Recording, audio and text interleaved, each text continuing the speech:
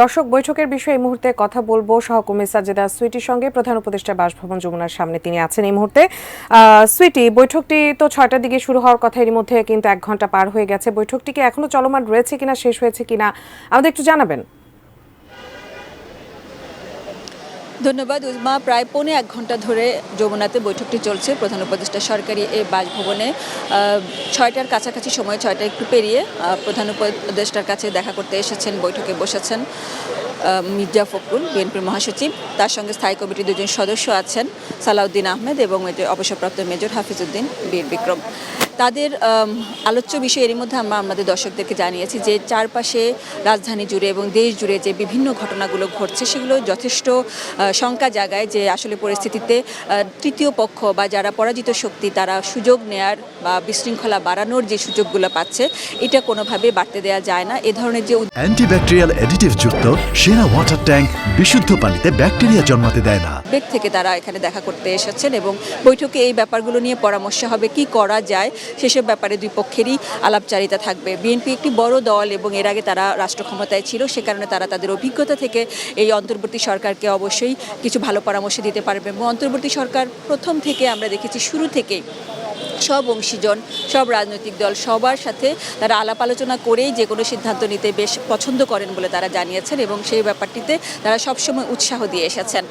এখানে 32 নম্বরের যে ভাঙচুরের ঘটনাটি ঘটেছে সেটি আলাপ হবে, সেটি নিয়ে বিএনপির নেতারা এর মধ্যে বিভিন্ন বক্তব্যে তারা জানিয়েছেন যে ব্যাপারটা তাদের কাছে খুব একটা পছন্দ হয়নি, এটা তারা ভালোভাবে নেননি। তারপরে গাজীপুরে যে ঘটনা ঘটেছে সেটা খুবই দুঃখজনক ঘটনা। এ ধরনের যে মব জাস্টিস বলি বা মব মুভমেন্ট বলি, এগুলো একদমই খুব বেশি আসলে মেনে নেওয়ার মতো কোনো রকমের কোনো যুক্তি নাই। এই যুক্তি যেহেতু নাই সে কারণে এখানে আইনশৃঙ্খলা পরিস্থিতি খুবই ভালো পর্যায়ে নিয়ে যাওয়া খুবই দরকার। কারণ 15-16 বছরে দুঃশাসন পেরিয়ে সাধারণ মানুষজন যেভাবে আন্দোলনে গণ অভ্যুত্থানে ছাত্র জনতার একই সাথে তারা ঐক্যবদ্ধ হয়ে আন্দোলনে নেমেছিল, সেই প্রত্যাশার জায়গাটা যেন নষ্ট হয়ে না যায়, তারা যেন হতাশ না হয়ে পড়ে, কখনোই যেন তাদের কাছে মনে না হয় যে খুব একটা পরিবর্তন আসেনি। ইতিবাচক পরিবর্তন তারা যদি না দেখতে পান তাহলে হতাশা অবশ্যই তৈরি হবে। সেই ব্যাপারটিতে যেন না যায় পরিস্থিতি, সেই ব্যাপারে পরামর্শ হবে, আলাপ আলোচনা হবে। এবং আমরা এরই মধ্যে দেখেছি যে প্রধান উপদেষ্টা বারবার করে বলেছেন যে কোনো রকমের কোনো বিশৃঙ্খলা বা যে কোনো নাগরিকের, এমনকি শেখ হাসিনা সহ তার পরিবারের সদস্য, এমনকি আওয়ামী লীগের যারা নেতাকর্মী আছে তাদের বাড়িতে হামলা ভাঙচুর, তাদের অধিকার নষ্ট করা, তাদেরকে ক্ষয়ক্ষতির সম্মুখীন করা, এই ব্যাপারটিতে একদমই সরকার কোনোভাবেই কাউকে ছাড় দেবে না। আর সাধারণ নাগরিকের অধিকার কেউ নষ্ট করবে সেটাও কখনোই ছাড় দেওয়া হবে না। এই ব্যাপারে সরকার তার কঠোর অবস্থান বারবার করে জানিয়েছে।